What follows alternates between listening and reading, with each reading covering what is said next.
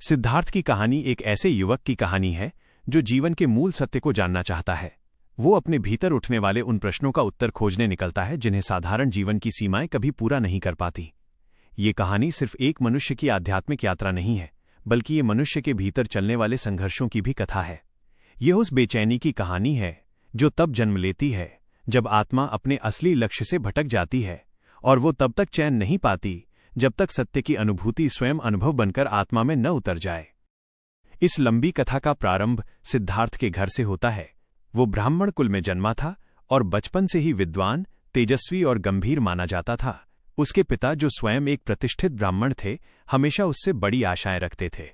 वे जानते थे कि सिद्धार्थ साधारण बालक नहीं है, उसमें एक अद्भुत प्रकार की तेजस्विता और समझ थी।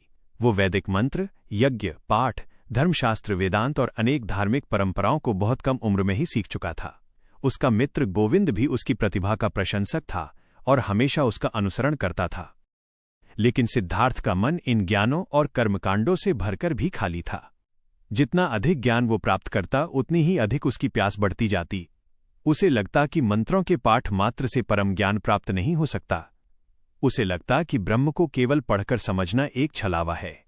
उसे लगता कि जब तक मनुष्य स्वयं अनुभव की अग्नि में तपकर सत्य को महसूस न करे, तब तक ज्ञान केवल शब्द भर है।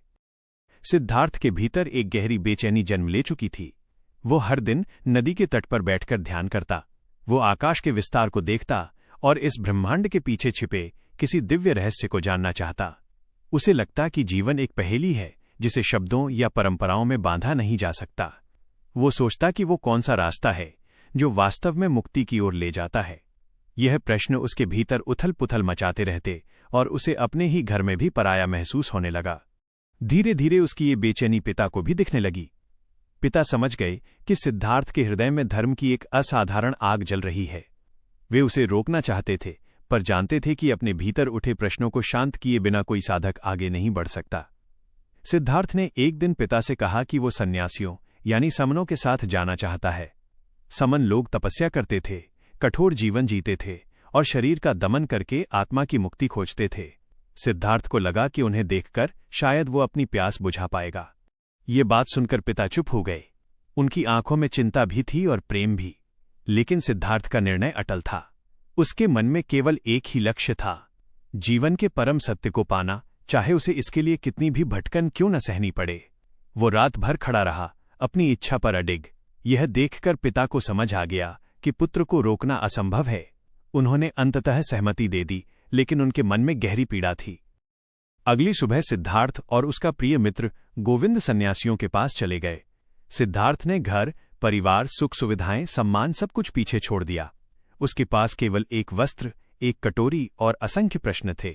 वो तपस्या की राह पर बढ़ चला, इस उम्मीद के साथ कि ये मार्ग उसे मुक्त कर देगा। समनों के बीच सिद्धार्थ ने अत्यंत कठोर तपस्या की। उसने खुद को भोजन, पानी, नींद और आराम से दूर रखा। वो महीनों तक वृक्षों के नीचे ध्यान करता, कई बार घंटों तक एक ही स्थान पर बैठा रहता, यहां तक कि उसका शरीर बिल्कुल दुर्बल हो गया।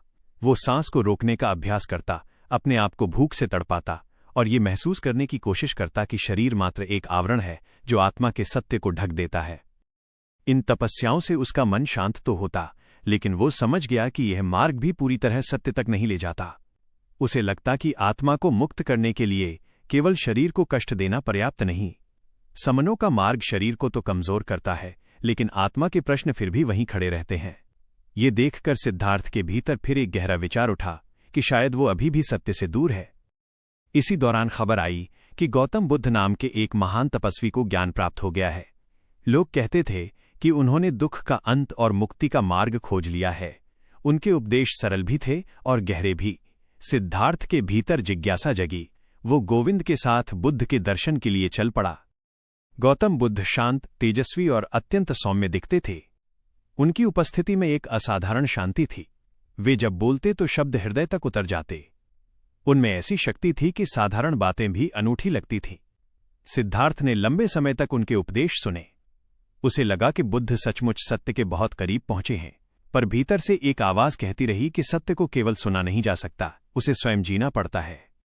गोविंद बुद्ध का शिष्य बनना चाहता था और सिद्धार्थ ने उसे रोका नहीं, लेकिन स्वयं सिद्धार्थ ने बुद्ध को प्रणाम किया, सम्मान दिया और कहा कि मैं आपके मार्ग का आदर करता हूं, पर मुझे अपना मार्ग स्वयं ढूंढना होगा।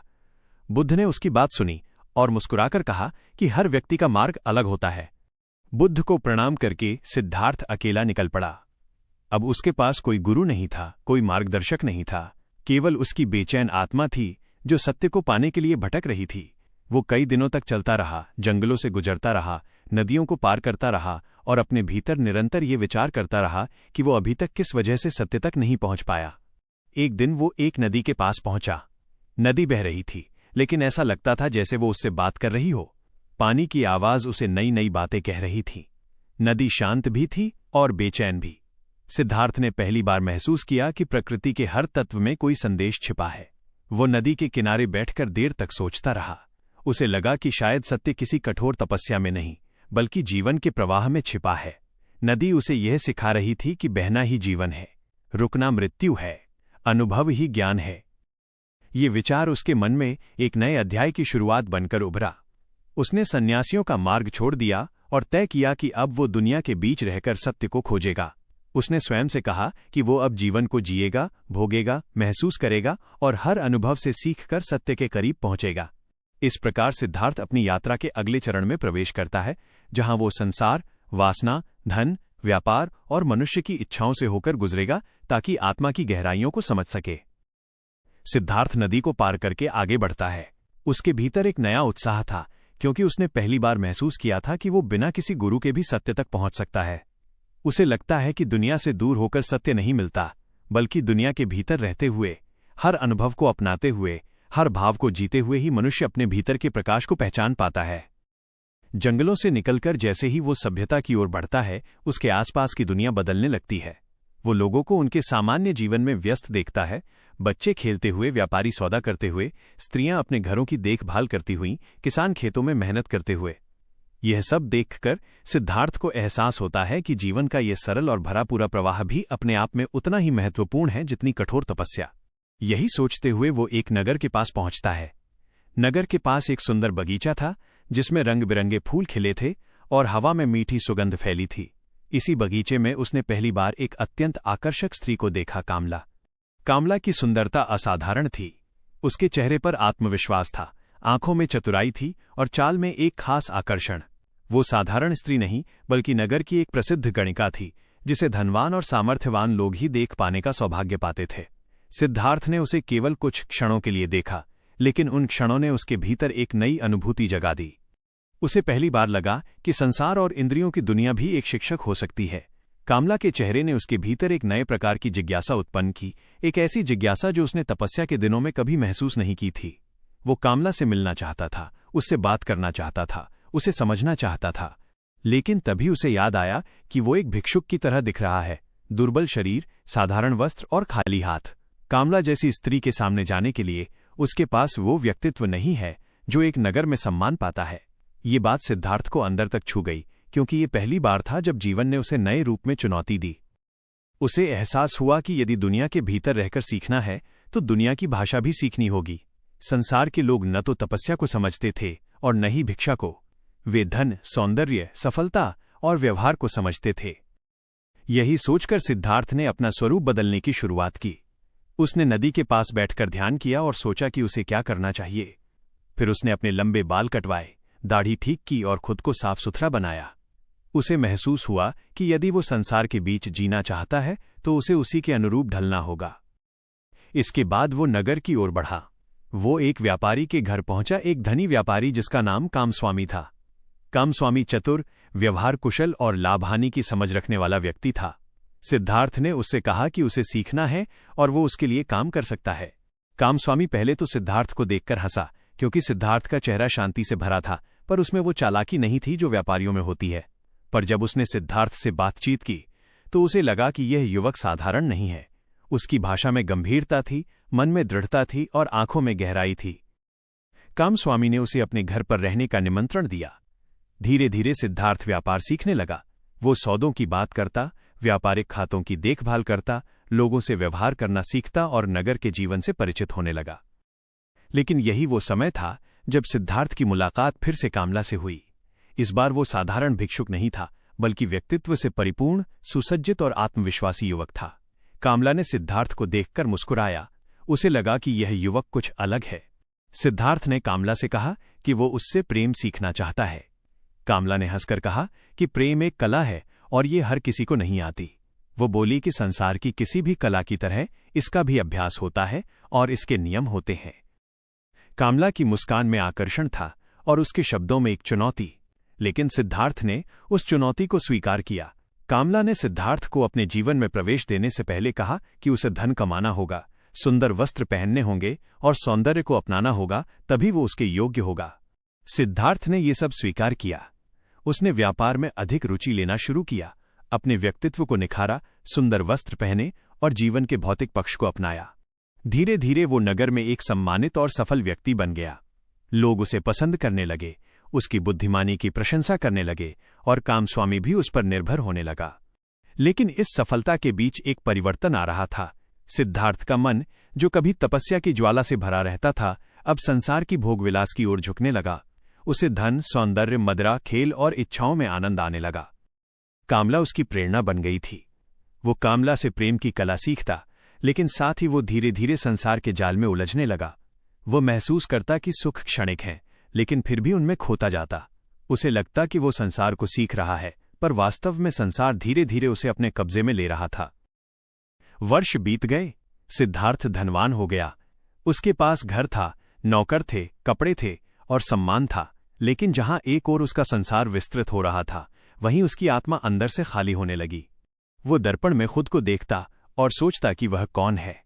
वो वही सिद्धार्थ नहीं रहा जो सत्य की खोज में घर छोड़कर निकला था। अब उसका हृदय लालसाओं से भरा था और उसका मन भटकने लगा था।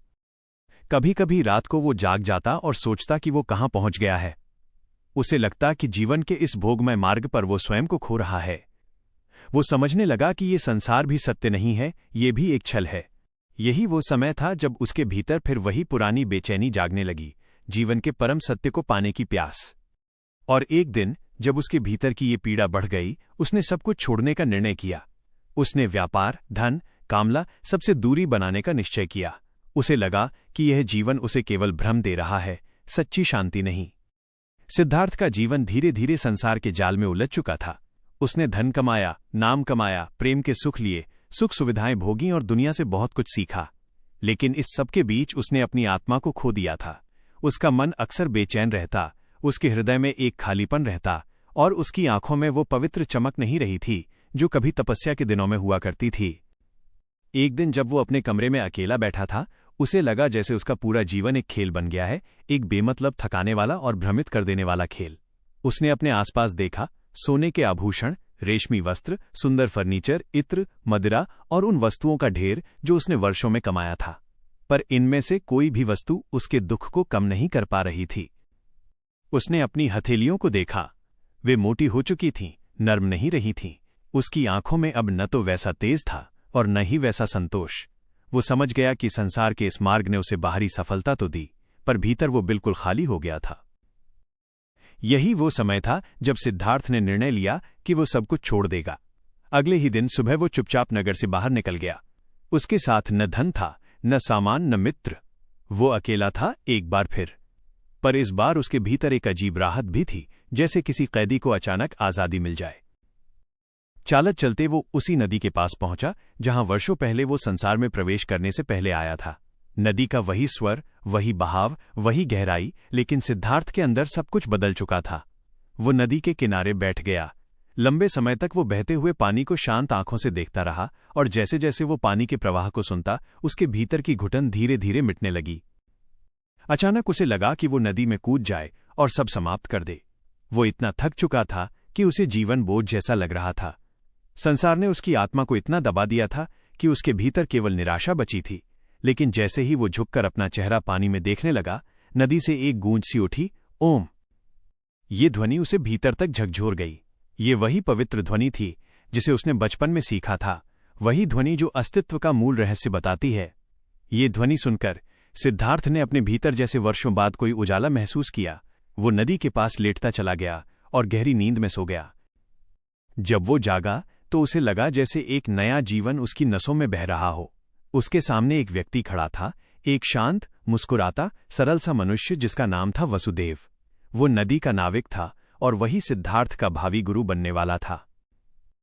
वसुदेव ने सिद्धार्थ को नदी के किनारे पाया और उसने उसे अपने छोटे से घर में आने का निमंत्रण दिया।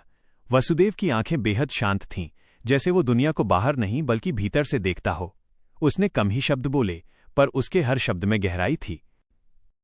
वसुदेव और सिद्धार्थ नदी के किनारे बैठे और दोनों पानी के बहाव को देखते रहे। वसुदेव ने कहा, नदी हमें सब कुछ सिखाती है, बस हम सुनना सीख लें। यह वाक्य सिद्धार्थ के हृदय में उतर गया। उसे लगा कि यही वो गुरु है जिसकी उसे वर्षों से तलाश थी, एक ऐसा व्यक्ति जो किसी ग्रंथ से नहीं बल्कि जीवन से सीखी हुई बातों से ज्ञान देता है। धीरे धीरे सिद्धार्थ ने नदी और वसुदेव के साथ जीवन बिताना शुरू किया। वो नाव चलाने में उसकी मदद करता, यात्रियों को पार कराता, लकड़ियां लाता और घर के काम करता। पर इन सब में एक अद्भुत शांति थी। ये दुनिया के शोरगुल से दूर एक ऐसा जीवन था जिसमें हर क्षण गुरु की सीख छिपी थी। नदी की आवाज उसके लिए एक नई भाषा बन गई थी। कभी नदी हंसती हुई सी लगती, कभी दुखी, कभी तेज बहती और कभी शांत। सिद्धार्थ हर दिन इस आवाज को सुनता और उसमें जीवन के रहस्य खोजता। इसी बीच एक दिन नगर से खबर आई कि कामला एक यात्रा पर निकली है। तब तक उसे पता नहीं था कि वो गर्भवती है और उसका बच्चा सिद्धार्थ का ही है। लेकिन यात्रा के दौरान उसे एक जहरीले सांप ने काट लिया। कामला नदी के पास पहुंची तो वसुदेव और सिद्धार्थ ने उसे देखा और अपने झोपड़े में ले आए। कामला की हालत गंभीर थी। सिद्धार्थ ने उसे पहचाना और उसकी मदद करने लगा। कामला ने सिद्धार्थ का चेहरा देखा और उसके होठों पर एक थकी लेकिन शांत मुस्कान आ गई। उसने कहा कि उसने अपने बेटे को अकेले पाला है और अब वो उसे उसके पिता के पास छोड़कर जा रही है। कामला ने आखिरी सांस ली और उसके बाद सिद्धार्थ का जीवन बदल गया। अब उसके सामने एक नया दायित्व था, उसका बेटा। बेटे को देख सिद्धार्थ के मन में प्रेम की लहर उठी। उसने सोचा कि वो बेटे को नदी के किनारे पाल लेगा, उसे सीख देगा, उसे अपना जीवन देगा। पर बच्चे का मन नगर की जिंदगी में अभ्यस्त था। वह विलासिता, आराम और अधिकार चाहता था। सिद्धार्थ उसे समझाना चाहता था, पर बच्चे के मन में विद्रोह था। वो हर बात का विरोध करता, पिता की अवहेलना करता और कई बार अपमान भी करता। सिद्धार्थ इसे समझता था क्योंकि वो अपने ही भीतर अपने पुराने स्वरूप को देख रहा था। एक दिन बच्चा चुपचाप नदी छोड़कर भाग गया। सिद्धार्थ घंटों उसे ढूंढता रहा, रोता रहा, पर वो नहीं मिला। उस रात सिद्धार्थ ने नदी के किनारे बैठकर सभी दुखों को बहने दिया। उसने नदी की आवाज सुनी और अचानक नदी के स्वर में उसे वो सब सुनाई दिया। प्रेम, पीड़ा, लालसा, क्रोध, दुख, आनंद और अंत में ओम। उसे एहसास हुआ कि जीवन एक ही समय में सब कुछ है, दुख भी, सुख भी, मोह भी, मुक्ति भी, और इन सबको स्वीकार करने का नाम है ज्ञान। सिद्धार्थ के भीतर पहली बार संपूर्ण शांति उतरी। उसी समय उसके चेहरे पर वही तेज वापस लौट आया जो कभी बचपन में था। नदी ने उसे वो सब सिखा दिया था जो गुरु, तपस्या, धन या संसार नहीं सिखा सके। बेटे के जाने के बाद सिद्धार्थ टूट गया था। उसके भीतर जो प्रेम उसने पहली बार इतने गहरे रूप में महसूस किया था, वही प्रेम अब पीड़ा बनकर उसके सामने खड़ा था। वो हर दिन नदी के किनारे बैठता, दूर तक पानी को बहते हुए देखता और सोचता कि उसका बेटा कहाँ होगा, कैसे होगा, क्या उसे याद करता होगा या नहीं। लेकिन धीरे धीरे नदी ने उसे इस पीड़ा से भी मुक्त करना शुरू किया। नदी कहती थी कि हर प्रेम, हर दुख, हर विदाई जीवन का हिस्सा है। नदी बहती है, बदलती है, पर हर रूप में वही रहती है। वह जन्म भी है और मृत्यु भी, मिलन भी है और बिछड़ना भी। वसुदेव सिद्धार्थ के दुख को समझता था। वह उसे सांत्वना नहीं देता था, बल्कि अपने मौन से उसे समझने का अवसर देता था। सिद्धार्थ धीरे धीरे अपने दर्द को स्वीकार करने लगा। उसने उस दर्द को दबाया नहीं, उससे भागा नहीं, बल्कि उसे महसूस किया और फिर नदी को समर्पित कर दिया। यही जीवन का सबसे बड़ा सत्य था, स्वीकार। समय बीतता गया। सिद्धार्थ अब एक शांत, स्थिर, गहन व्यक्तित्व वाला मनुष्य बन गया था। उसके चेहरे पर ज्ञान की एक ऐसी चमक थी जिसे देखकर लोग सहज ही उसकी ओर खिंच जाते थे। वो यात्रियों को नदी पार कराता, उनसे बात करता और कभी कभी उसके शब्द उनके जीवन में नई रोशनी भर देते। वसुदेव उसे देखकर मुस्कुराता। उसने सिद्धार्थ में वो परिवर्तन देख लिया था जिसके लिए वो लंबे समय से प्रतीक्षा कर रहा था। एक रात जब चांद नदी में अपना प्रतिबिंब बना रहा था, वसुदेव ने सिद्धार्थ से कहा, अब तुम्हें मेरी आवश्यकता नहीं। तुमने नदी की भाषा सीख ली है, तुमने अपने भीतर वो ज्ञान पा लिया है जिसकी तलाश हर मनुष्य करता है। सिद्धार्थ ने उसे देखा उसकी आंखों में आभार था। वसुदेव ने कहा कि अब वो जंगलों की ओर चला जाएगा, जहां प्रकृति उसे अपने भीतर विलीन कर लेगी। और सचमुच अगले दिन वो शांत मुस्कान के साथ चला गया। वसुदेव के जाने के बाद सिद्धार्थ अकेला रह गया, लेकिन यह अकेलापन भी एक गहरी शांति से भरा था। उसे एहसास हुआ कि अब वो भी नदी का ही एक हिस्सा बन गया है।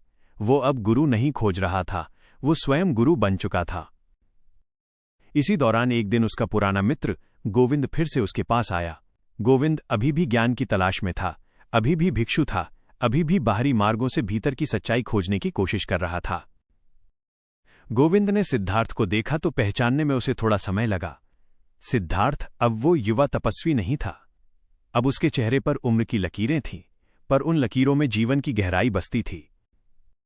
गोविंद ने पूछा, मित्र, क्या तुमने वो पाया है जिसकी तलाश में तुम घर छोड़कर निकले थे? सिद्धार्थ मुस्कुराया और कहा, जिस सत्य की मैं तलाश कर रहा था वो हमेशा मेरे भीतर था, पर उसे देखने के लिए मुझे संसार से गुजरना पड़ा, अपने अहंकार से लड़ना पड़ा, प्रेम करना पड़ा, खोना पड़ा, टूटना पड़ा और फिर अपने आप को फिर से पाना पड़ा। गोविंद ने उससे विनती की कि वह उसे भी वही ज्ञान दे दे। सिद्धार्थ ने कहा, ज्ञान कोई वस्तु नहीं जो मैं तुम्हें दे दूं। यह कोई सिद्धांत नहीं जिसे शब्दों में समझाया जा सके। सत्य को अनुभव करना होता है, उसे जीना होता है। लेकिन फिर उसने गोविंद से कहा कि वो उसके पास आकर बैठ जाए। उसने गोविंद के चेहरे पर प्रेम से हाथ रखा। एक क्षण के लिए सब कुछ शांत हो गया। और तभी गोविंद ने कुछ अद्भुत महसूस किया। उसके सामने सिद्धार्थ का रूप बदलने लगा। वो उसे सिद्धार्थ में अनेक रूप दिखाई देने लगे। एक बच्चा, एक युवा, एक पुरुष, एक बूढ़ा, एक पापी, एक संत, एक हंसता हुआ, एक रोता हुआ, एक प्रेम करता हुआ, एक पीड़ा से भरा, एक शांत और अंत में सबके बीच से उभरती हुई ओम की दिव्य ध्वनि। गोविंद की आंखों में आंसू आ गए। उसने पहली बार जीवन को एकत्व में देखा, एक ऐसे रूप में जिसमें सब कुछ है और सब सही है। वो समझ गया कि सिद्धार्थ ने वास्तव में वो पा लिया है जिसकी तलाश हर मनुष्य करता है, मुक्ति। सिद्धार्थ मुस्कुराया। ये वही मुस्कान थी जिसे वो ज्ञान की मुस्कान कहता था। एक ऐसी मुस्कान जिसमें स्वीकार है, प्रेम है, समझ है और सबसे ज्यादा शांति है। गोविंद उसके चरणों में झुक गया। सिद्धार्थ ने उसे उठाया और दोनों मित्रों की आंखें एक दूसरे से मिलीं। उन आंखों में न पाप था, न पुण्य, केवल एक सत्य था। और इस प्रकार सिद्धार्थ की लंबी यात्रा, जिसमें तपस्या, मोह, भोग, पीड़ा, प्रेम, संघर्ष और नदी की अनंत शिक्षा शामिल थी, अपने पूर्ण ज्ञान के बिंदु पर पहुंच गई। उसे पता चल चुका था कि ज्ञान बाहर नहीं, भीतर है। नदी बाहर नहीं, मन के भीतर बहती है। और ओम कोई शब्द नहीं, बल्कि अस्तित्व की धड़कन है।